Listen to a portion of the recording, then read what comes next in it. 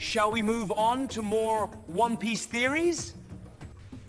This again? Time for your meds, don't you think? The Davy Jones locker and Blackbeard's secret. Hey everyone, welcome back to Manga Information. If you're a One Piece fan and you want to uncover the biggest mysteries of the final saga, you're in the right place. Today, we're diving deep into one of the most insane theories about Davy Jones, Blackbeard, and a secret that could change everything we know about One Piece. After the intro,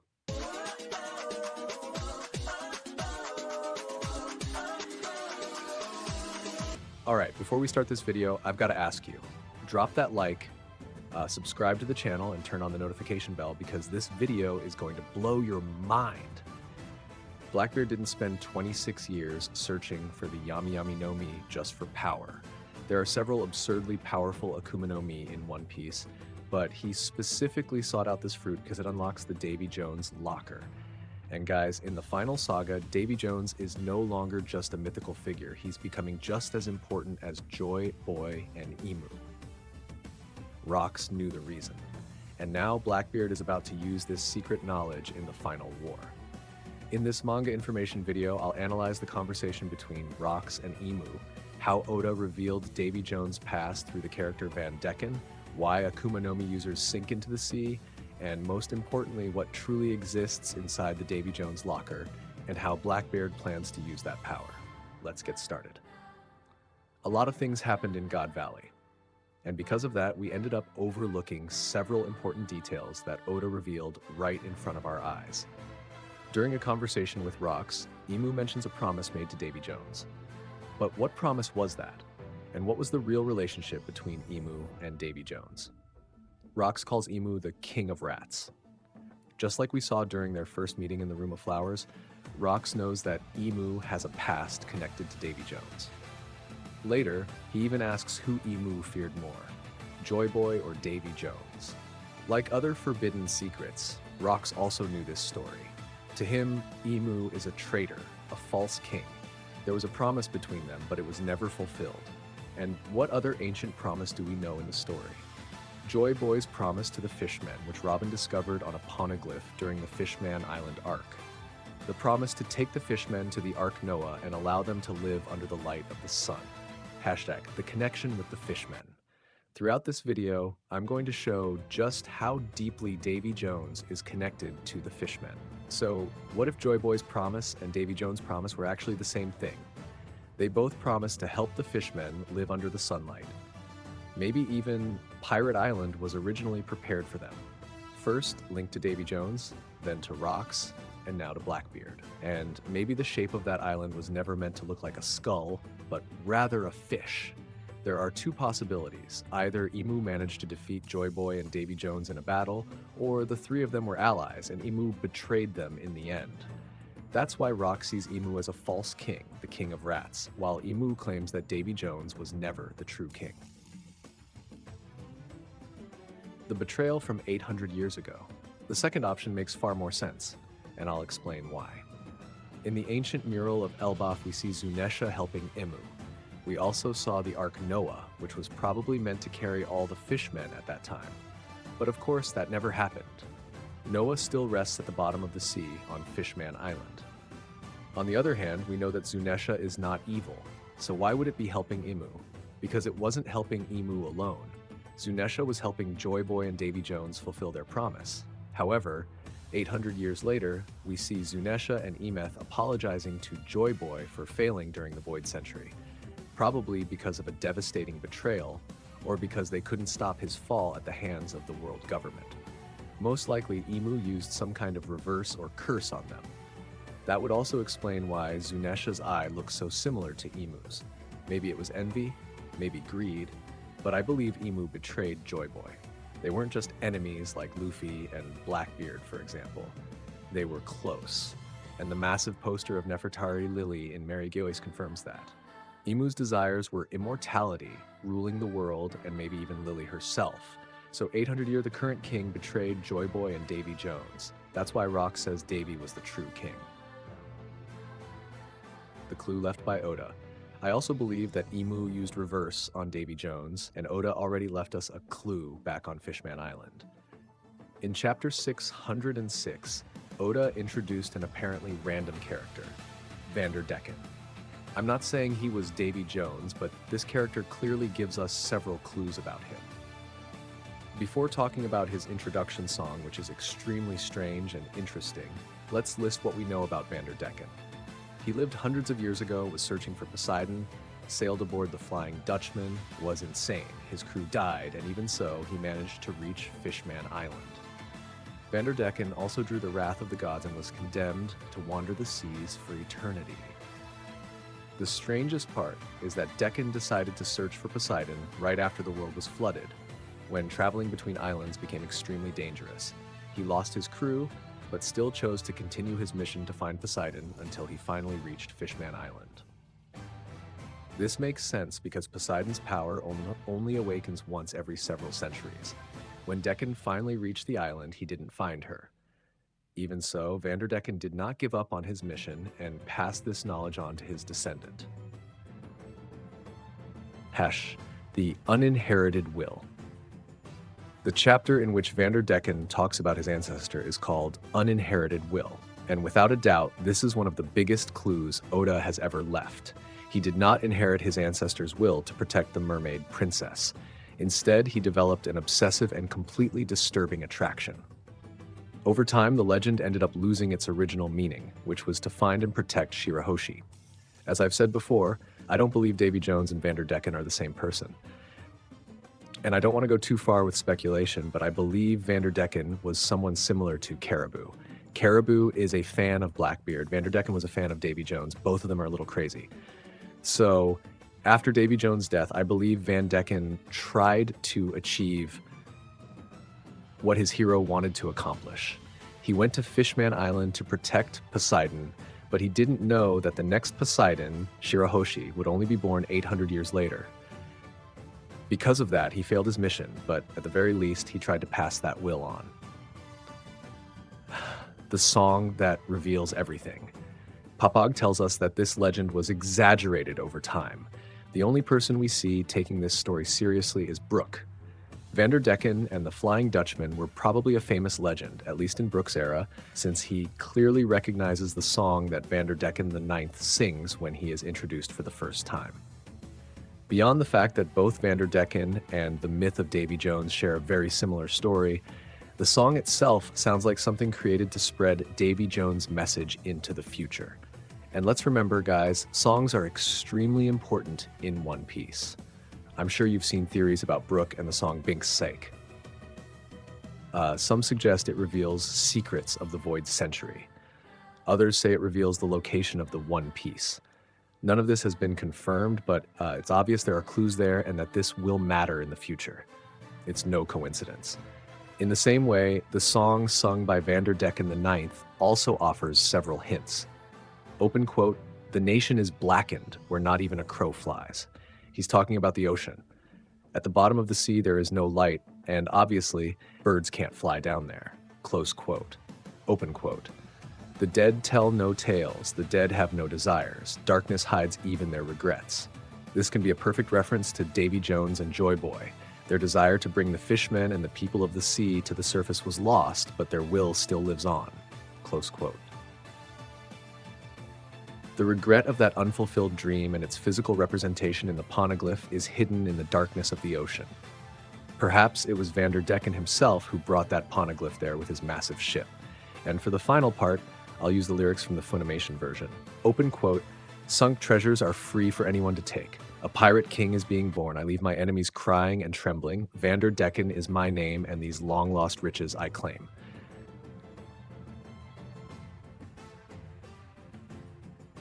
Close quote. I don't think this should be interpreted as greed. Roger delivers a very similar message before his execution. I might even think this referred to Joy Boy, but here it specifically taught a treasure sunk in the sea. If we replace the name Vander Decken with Davy Jones, everything starts to make perfect sense. The treasure at the bottom of the sea. The Davy Jones locker, in other words, his treasure, is at the bottom of the sea. As the song suggests, his enemy Emu is still trembling. Emu literally trembled when he felt Joy Boy's haki during the Egghead arc. And in God Valley, Rox asked Emu who he feared more, Joy Boy or Davy Jones? Emu trembles because of this treasure as well. What exists inside the Davy Jones locker that is dangerous to Emu? Think about it. What kind of treasure would a secondary character like Vander Decken really have? And why would Oda create an entire song just for him? After that song, Brook mentions that one day a crazed captain began hurling his own crewmates, one by one, into the sea in a fit of rage. And when all of them were dead, he spat in the face of God himself. I don't know about you, but to me, this sounds exactly like a reverse. Vander Decken was also cursed to wander the seas forever. Zunesha carries the same curse, which once again points directly to Emu. So if Van Decken was a fan of Davy Jones, it wouldn't be surprising at all if Emu had used the same curse on him. But on the other hand, Davy Jones did something that Emu still fears to this day. How Blackbeard discovered the secret line. In chapter 1164, we saw that Eris, Blackbeard's mother, realized immediately what had happened just by looking at Rox. She understood that Rox had lost. She also said that she knew Rox was still not ready to face Emu. But how? Other legendary pirates didn't even know who or what Emu was. And what makes this even more interesting is that Eris didn't even know Emu was present at God Valley. She had separated from Rox when he decided to face Garling alone, and when she saw him again, he was already in his demonic form. Even so, in just a few seconds, she understood everything. While legendary pirates like Roger and Big Mom had no idea why Rox was attacking, and Garp couldn't understand why Rox had suddenly become evil. I believe this single panel confirms that Eris knew Rox's plans and possessed the same knowledge about the world, Emu, and the Akuma no Mi. First, they were a family, so that alone makes sense, but there is also a strong chance that Rox told Eris everything in case something happened to him. In short, after Eris and Teach escaped, she taught Teach everything Rox knew about the world, including the Davy Jones vault. Of course, Rox had this information, otherwise he wouldn't have so proudly called himself a Davy Jonian pirate, nor would he have claimed to be the true king while calling Emu the king of rats. Se quiser, posso deixar isso ainda mais cinematográfico. Why is the Davy Jones locker so important? There are many clues suggesting it is somehow connected to the Akuma no Mi. And I believe the Davy Jones locker is the reason Akuma no Mi users sink in the sea. Many years ago, in SBS number 41, Oda said that people who have eaten an Akuma no Mi are hated by the sea and cannot swim. He also mentioned that rain has no effect at all on Akuma no Mi users, which has always sounded strange to me. In mythology, Davy Jones is known as the demon of sailors, and Akuma no Mi are called fruits of the sea devil. Eating an Akuma no Mi is basically the One Piece equivalent of making a pact with the devil, in this case with Davy Jones himself. That same Davy Jones, according to sailors, is the entity that rules over all the evil spirits of the deep. He is said to appear in many forms, perched on masts and rigging, on the eve of hurricanes, shipwrecks, and other disasters to which life at sea is exposed, warning the doomed of death and ruin. Now think about the Grand Line, a sea that is literally deadly to ordinary sailors or weak pirates because of hurricanes, storms, and extremely harsh conditions. The Grand Line feels like it is actively trying to kill anyone who dares to sail through it.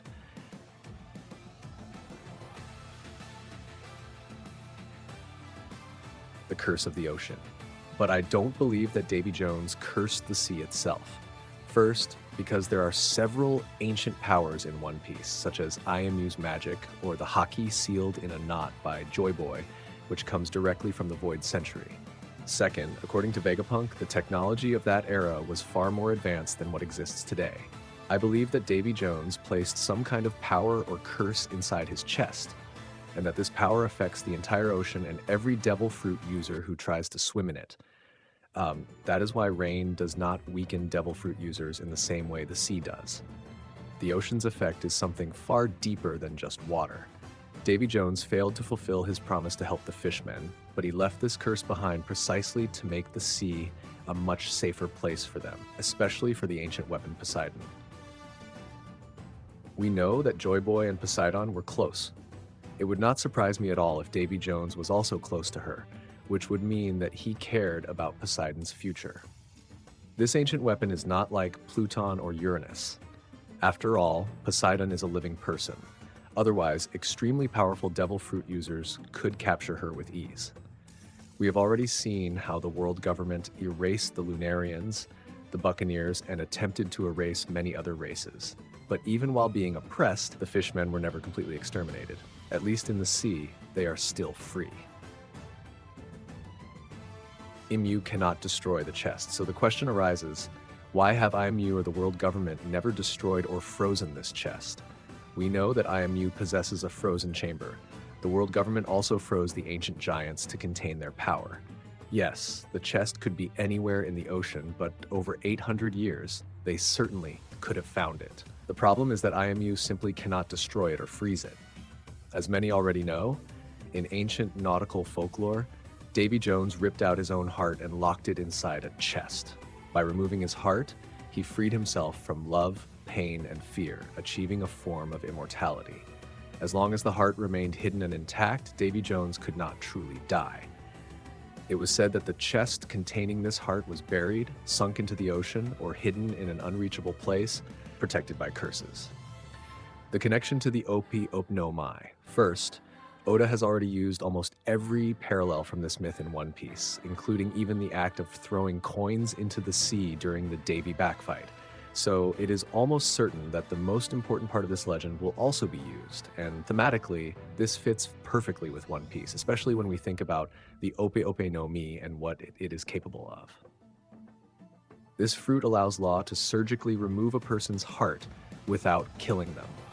The heart continues to beat even outside the body and can be stored in a box or held in the user's hand. Even when separated, the person remains alive, but their life becomes completely dependent on whoever holds the heart. This creates a direct parallel with the legend of Davy Jones, and I am absolutely sure that Oda revealed all of this for a reason. And that's not all. The world government was willing to pay 5 billion berries for this devil fruit. Whitebeard and Roger had similar bounty values, being the pirates with the highest bounties in history. Additionally, in the Romance Dawn version 2, Garp mentions that the Gomu Gomu no Mi also cost 5 billion berries. From this, we can conclude that the Opa Ope no Mi is just as important to IMU as the Yami Yami no Mi, or even as important as Roger himself, who became the Pirate King and uncovered all the secrets of the world. Imu's heart. But why? Imu is already immortal and cannot even grant immortality to others using the perennial youth operation. The answer is simple. Imu does not possess their own heart. Imu's heart is inside Davy Jones' chest. We do not know how old Imu is, nor when they became immortal, but it is clear that someone used the supreme ability of the Opi Opem no Mi. That means this devil fruit already existed back then. What if an ancient user of this fruit swapped the hearts of Davy Jones and Imu, or simply tore out Imu's heart and locked it inside Davy Jones' chest? Of course, this is still speculation, since we have no direct proof. But it fits perfectly with the original Davy Jones myth. Just as Joy Boy managed to seal his hockey into a knot, Davy Jones sealed a curse into Imu's heart, locked it inside the chest, and sank it to the bottom of the sea. That is why Imu cannot destroy it or freeze it, and perhaps that is also why the fishmen survived for longer and under better conditions than the Lunarians, the Buccaneers, and other races. Blackbeard knows everything. I also believe that Blackbeard already knows both the secret and the location of Davy Jones's chest. And honestly, I believe I already know where it is because Oda has left clues about it in God Valley. Blackbeard is following in Rox's footsteps. He inherited the knowledge, inherited the ambition, and now he is about to do what Rox never managed to do, open Davy Jones' chest and use its power against Imu. The Yami Yami no Mi was not a random choice. It is the key. And when Blackbeard finally opens that chest, the world of One Piece will never be the same again.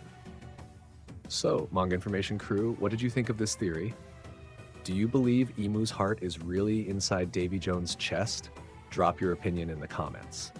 And if you enjoyed this video, don't forget to smash that like button, share it with friends who love One Piece, and subscribe to the channel while turning on the notification bell so you don't miss any insane theories about the final saga.